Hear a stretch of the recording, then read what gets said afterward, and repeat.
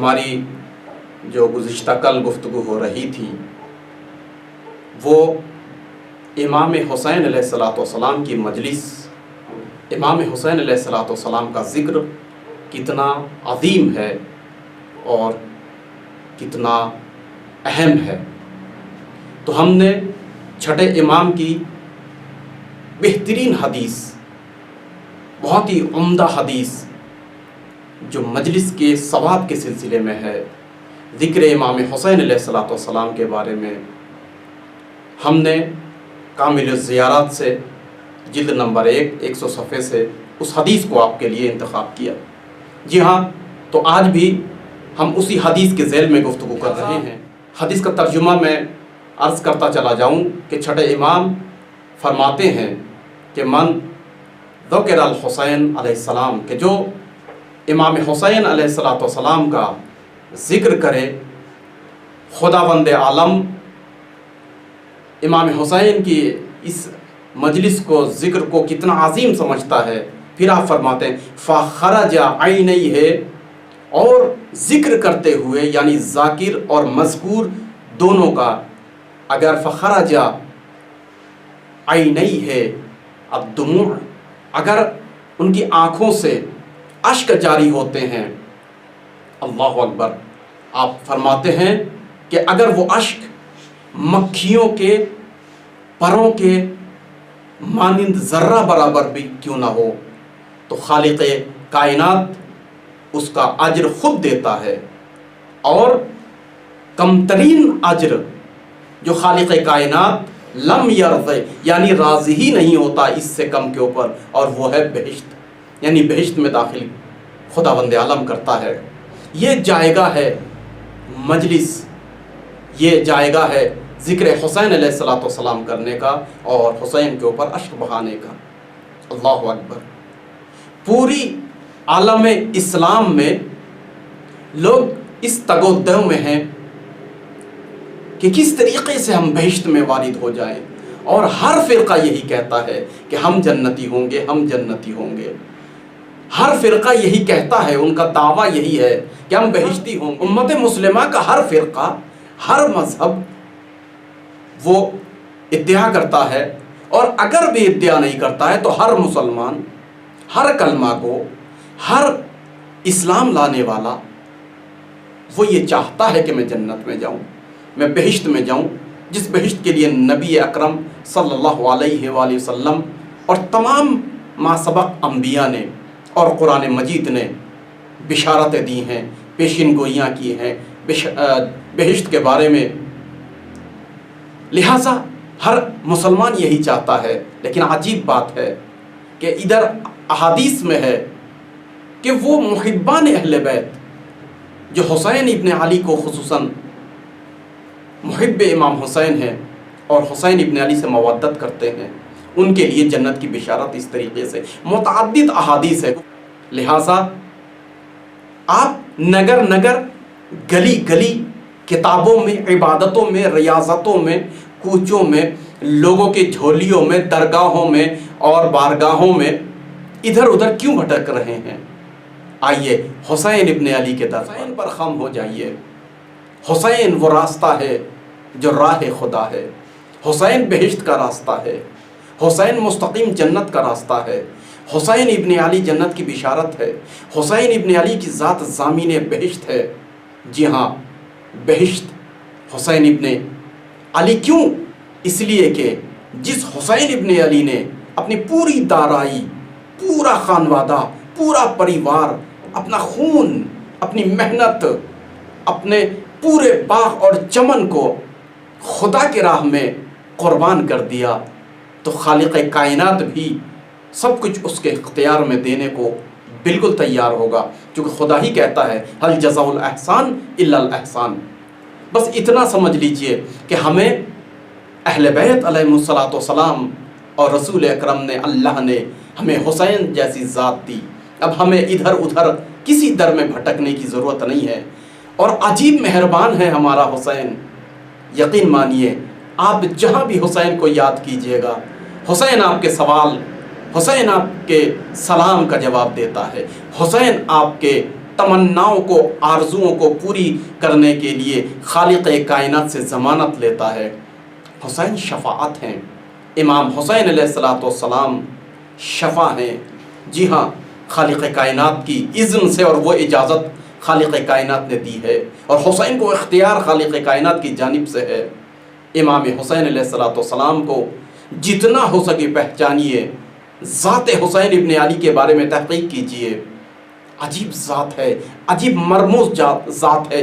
दुनिया की बड़ी बड़ी शख्सियतें, बड़े बड़े दानिशमंद और इल्म रखने वाले, किसी भी धर्म के हों, किसी भी मज़हब के हों, उन्होंने हुसैन इब्न अली के बारे में अजीब अजीब जुमले कहे हैं। किसी ने अवतार कहा है हुसैन को, किसी ने भगवान कहा है। जी हाँ, हुसैन इब्न अली की ज़ात, खालिक कायनात का हम शुक्रिया अदा करते हैं कि हमें उन माँओं के कोख से खालिक कायनात ने पैदा किया और जन्माया, इस दुनिया में हमें भेजा, कि जिन माँओं ने अपने घुट्टियों में बच्चों के हुसैन इब्न अली का नोहा और गमे हुसैन इब्न अली उनके घुट्टियों में पिलाया और लहू लहू पुकारता है। यही वजह है जहाँ मुहर्रम का चांद नमूदार होता है, हर हुसैनी बेचैन होता है ज़िक्र हुसैन के लिए, मजलिस हुसैन के लिए। क्यों? इसलिए कि याज़दारी, ये ज़िक्र हुसैन, ये मजलिस हमारी पहचान है, हमारी शहरगे हयात है, ये हमारी ज़िंदगी से अलग नहीं है। हम ज़िंदा हैं तो इसी मजलिस की वजह से, हम ज़िंदा हैं गम हुसैन की वजह से। गम हुसैन ने हमें ज़िंदा रखा हुआ है। मेरे अजीज़ों, किसी और दर में भटकने की ज़रूरत नहीं है, दर हुसैन काफ़ी है। जी हाँ, मैं आपको दुनिया में एक मिसाल देकर समझाऊं। एक अंग्रेज़ था, ब्रिटिश का रहने वाला, बहुत ही मालदार इंसान था, और ये ज़िंदा वाक़या है, आपको इंटरनेट में भी मिल जाएगा, बड़ी बड़ी किताबों में भी मिल जाएगा। उसने तमाम अपनी दाराई, अपनी सरवत, सब कुछ बेच डाला, घर बार जो भी कुछ था। क्यों? इसलिए कि वो अफ्रीका जाना चाहता था, वो डायमंड और हीरा के तलाश में। उसको ये मालूम हुआ, ये समझ में आया, लोगों ने ये बताया कि अफ्रीका के जंगलों में, नहरों में, या मुझे नहीं मालूम पहाड़ों में हीरे और डायमंड, जो बेशकीमती हीरे होते हैं, वो मौजूद है। लिहाजा उसने तमाम दाराई, तमाम अपने घर बार को बेचा, और बेचने के बाद अफ्रीका चला गया। वो पुराना ज़माना था जब पासपोर्ट वगैरह की ज़रूरत भी नहीं होती है, इंसान जहाँ चाहे वहाँ डेरा बसा ले। और वो पहुँचा, और पहुँचने के बाद उसने एक जगह ख़रीदी, एक घर बनाया और घर में रहने लगा। और सुबह होता है और निकल जाता है पहाड़ों में, जंगलों में, नहरों में, नदियों में, नालों में। उस इलाके को, उस मुल्क को पूरा वो छान मारता है। उस तवील मुद्दत के बाद थक हार के बैठ जाता है और सोचता है, मेरी तमाम दाराई ख़त्म हो गई, मेरे तमाम पैसे ख़त्म हो गए, अब मैं क्या करूं? मुझे डायमंड नहीं मिले, मुझे हीरे नहीं मिले, मगर लोगों ने कहा था हीरे इसी मुल्क में है, तलाश नहीं कर पाया। बहरहाल उसने सोचा कि अब ये जो ज़मीन है और ये घर है, ये चमन है, जो भी हमने रहने के लिए बनाया है, इसको फ़रोख्त किया जाए और इंग्लैंड वापस जाया जाए। जी हाँ, ये शख्स, उसने ऐलान किया कि मैं ये कोठी, ये घर, ये कुलबा, ये जो भी कुछ है, ज़मीन बेचना चाहता हूँ। जब इस बात को एक दूसरे शख्स के जो डायमंड और हीरे की दर पे और तलाश में अफ्रीका आया था, उसने सुना, तो एक मर्तबा उसने देखा कि ये बहुत सस्ते में बेच रहा है, उसने ख़रीद लिया। एग्रीमेंट हो रहा है और दोनों पत्थर बड़े बड़े उसके दरमियान में बैठे हुए हैं, और पत्थर पे सहारा लगा के उन्होंने एग्रीमेंट किया। जो ख़रीदने वाला था, उस शख्स का नाम कैम्बरली है। आज आप इंग्लैंड, इंग्लिस्तान, ब्रिटिश में कैम्बरली का नाम सर्च करके देखिए। बाकायदा कैम्बरली इतना मालदार शख्स हो गया कि उसके नाम से आज भी ब्रिटिश में एक पूरा शहर बसा हुआ है। कैम्बरली के नाम पर पूरा स्टेशन है रेलवे का। कैम्बरली के नाम पर यूनिवर्सिटी है, कैम्ब्रिज यूनिवर्सिटी, दुनिया के सबसे अजीम यूनिवर्सिटी, वो भी उसके नाम पर है। बहुत ही बड़ा सरमायादार बन गया। मालूम है किस तरीके से? जब वो शख्स इस घर को, इस ज़मीन को सब बेच कर चला गया, तो एक मर्तबा کیمبرلی نے تلاش کرنا شروع کیا، اور اس نے بہت بڑا عقل مند انسان تھا، سب سے پہلے تلاش شروع کیا اپنے گھر سے، اس زمین سے، اس جگہ سے جس جگہ پر وہ رہتا تھا اور جس کو اس نے خریدا۔ سب سے پہلے جب اس نے ان پتھروں کو ہٹایا کہ جن پہ سہارا لگا کر وہ ایگریمنٹ کر رہا تھا اور بیچنے والا بیچ رہا تھا، جو پوری زندگی کی دارائی اپنا خرچ کر کے آیا تھا، تو ایک مرتبہ کیمبرلی نے دیکھا کہ وہاں ڈائمنڈ ٹکڑوں میں پھیلے ہوئے ہیں، ان پتھروں کے نیچے، ان سنگلاخ وادیوں میں ڈائمنڈز دنیا کے نایاب ترین ہے، بس وہ کھودتا چلا گیا اور اس کو جمع کرتا چلا گیا۔ جی ہاں، اس واقعہ نے ہمیں یہ سمجھایا کہ انسان کے اندر، انسان کے گھر میں، انسان کے پاس جو چیزیں ہیں وہاں سے شروع کرنی چاہیے۔ ایسا نہ ہو اس انسان کی طرح کہ جو پوری دنیا میں تلاش کر رہا تھا ڈائمنڈ کو اور ہیرے کو، مگر اپنے گھر کو بھول گیا تھا، اپنے مکان کو بھول گیا تھا۔ میرے دوستوں، میرے عزیزوں، میرے بزرگوں، میرے بچوں، غم حسین، درس اہل بیت، درس دین، درس عدالت، درس تقوی، درس انصاف پہلے اپنے گھر سے شروع کیجئے، اپنے گھر میں تلاش کیجئے، اور گھر سے پہلے اپنے نفس سے شروع کیجئے۔ جی ہاں، تو اسی طریقے سے ہم دنیا میں تلاش کرتے ہیں سکون کہاں ملے گا؟ سکون حسین ابن علی کے بتائے ہوئے راستے پر ملے گا۔ ہمیں آسائش اور آرامش کہاں ملے گی؟ حسین ابن علی کے بتائے ہوئے راستے پر۔ کیا آپ کو یاد نہیں ہے شہزادے علی اکبر سے، شہزادہ قاسم سے بھی یہ مروی ہے کہ پوچھتے ہیں امام حسین کہ میرے شہزادوں یہ بتاؤ موت تمہارے لیے کیسی ہے؟ کہتے ہیں یہ بتائیے کہ ہم حق پر ہیں یا نہیں؟ کہا بے شک ہم حق پر ہیں، ہم ہی حق پر ہیں۔ تو کہا کہ موت ہمارے لیے شہد سے زیادہ شیرین اور گوارا ہے۔ اللہ اکبر، عجیب سکون ہے۔ کیا مطلب؟ یعنی حسین کے جوانوں نے بتایا حق آرامش ہے، حق آسائش ہے، حق اور انصاف کے لیے انسان جان بھی دے دیتا ہے تو سکون کی موت مرتا ہے، اب وہ بے چین نہیں رہے گا اگر وہ حق کے اوپر ہے۔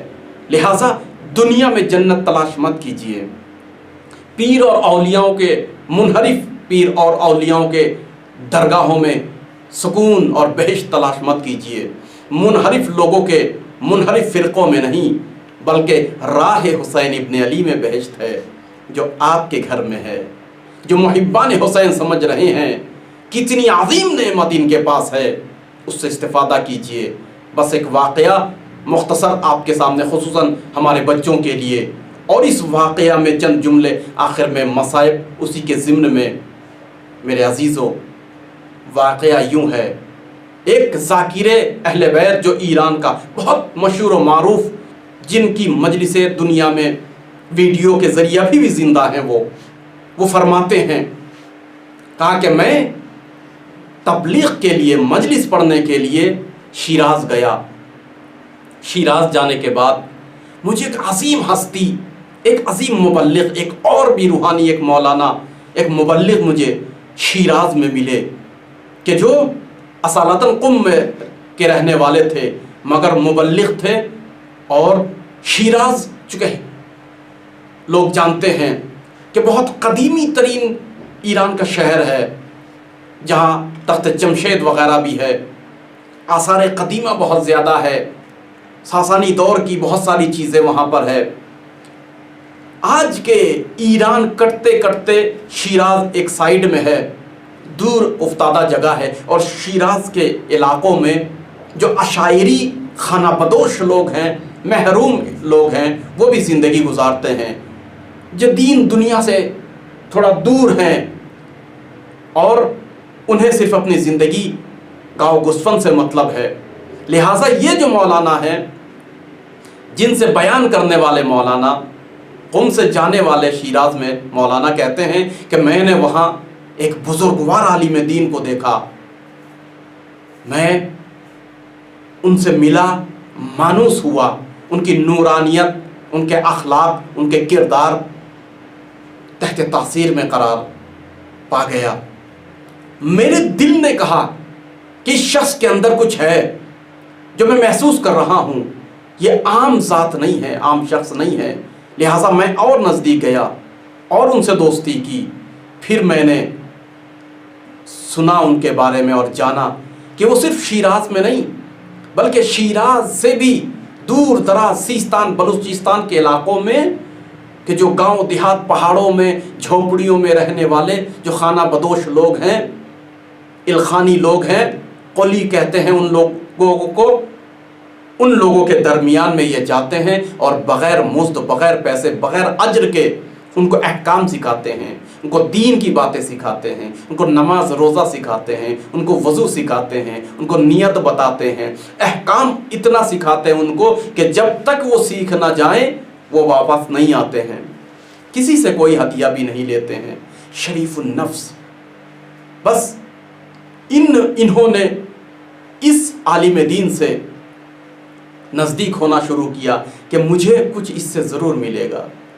ایک دن اصرار کیا کہ کچھ نصیحت کیجئے، کچھ باتیں کیجئے، کچھ بیان کیجئے۔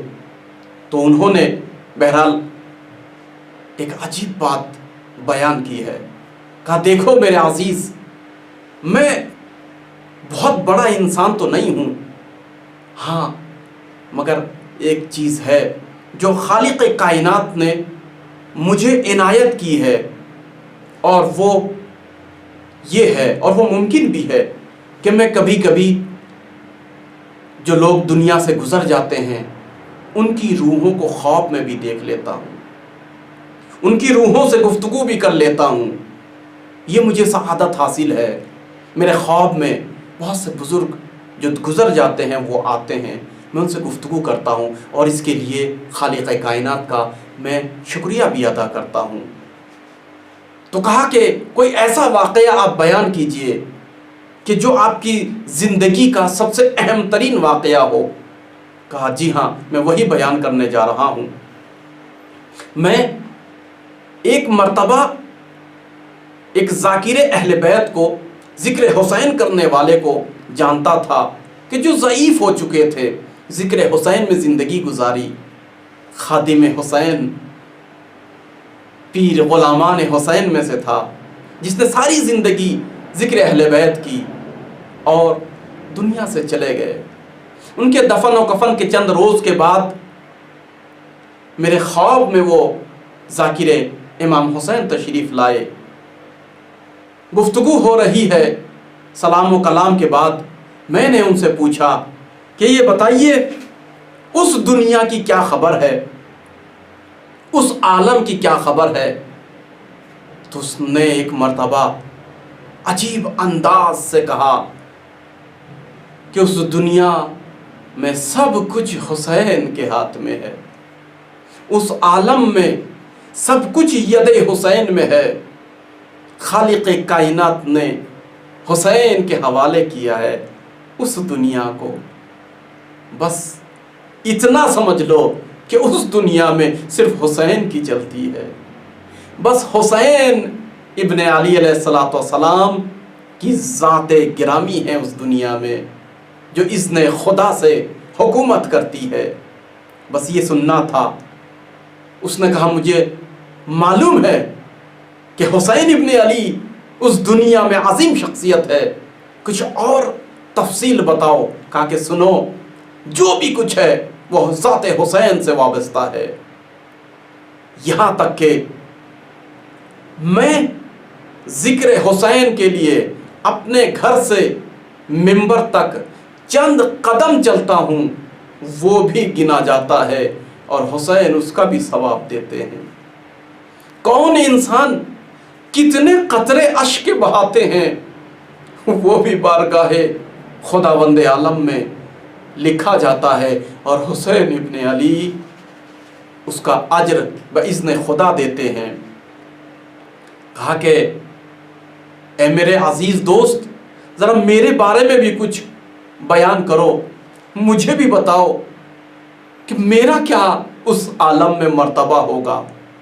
تو ایک مرتبہ ان کے دوست ذاکر حسین نے کہا کہ تم تو اس دنیا میں امام حسین کے ہمراہوں میں سے نہیں ہو، یا جملوں کو بدل کر جوانوں کے لیے کہہ دوں کہ اس دنیا میں تم حسین کی ٹیم میں نہیں ہو، حسین کے فوج میں نہیں ہو، بلکہ تم امام جعفر صادق علیہ السلام کے نوکر ہو۔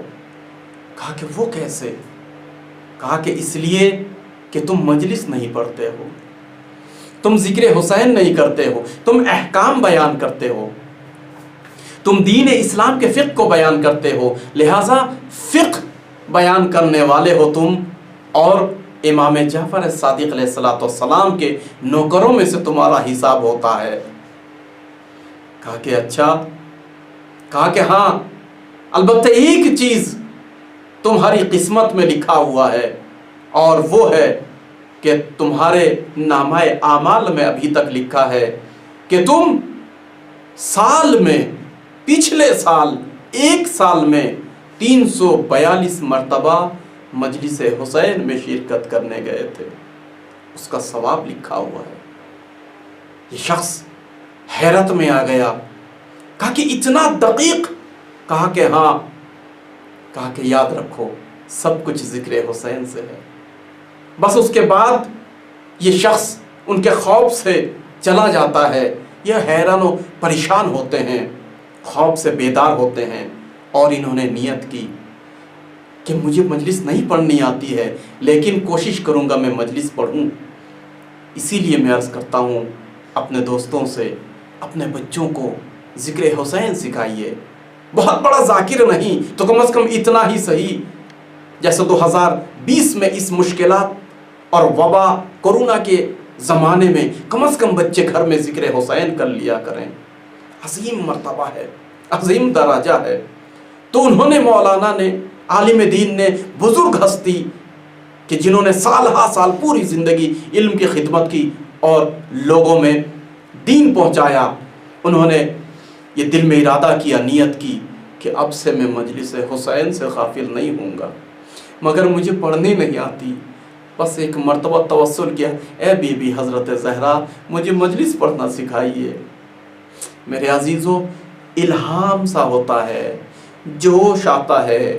فاطمہ الزہرا سلام اللہ علیہا تو چاہتی ہی ہیں کہ کوئی ذکر حسین کرے، کوئی مجلس پڑھے۔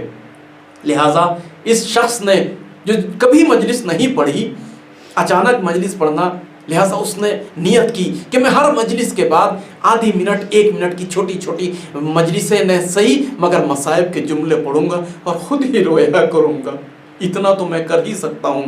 لہٰذا اس نے شروع کی، نماز صبح پڑھتا ہے اور نماز صبح کے بعد کہتا ہے، اے خدایا تو جانتا ہے مجھے مجلس نہیں پڑھنی آتی، لیکن میں حسین کے لیے ایک مصائب کا جملہ کہنا چاہتا ہوں۔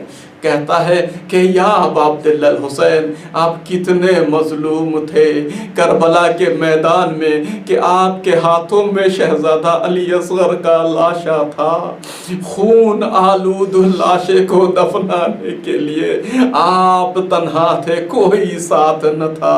کس طریقے سے علی اصغر کو دفنایا ہوگا، اس ذبیحہ کو کیسے قربان کیا ہوگا، بس اتنا سا کہتے ہیں اور خود ہی رو لیتے ہیں۔ میرے عزیزو، نماز ظہر کے بعد پھر ایک مرتبہ کہتے ہیں، حسین ہم بھولے نہیں ہیں تمہارے اس جملے کو کہ جب تم نے اپنے بھائی حضرت عباس کے جسد پر، لاشے پر یہ کہا تھا، یا عباس انقضى ظہری، اے میرے بھائی عباس تیرے مرنے سے میری کمر ٹوٹ گئی ہے۔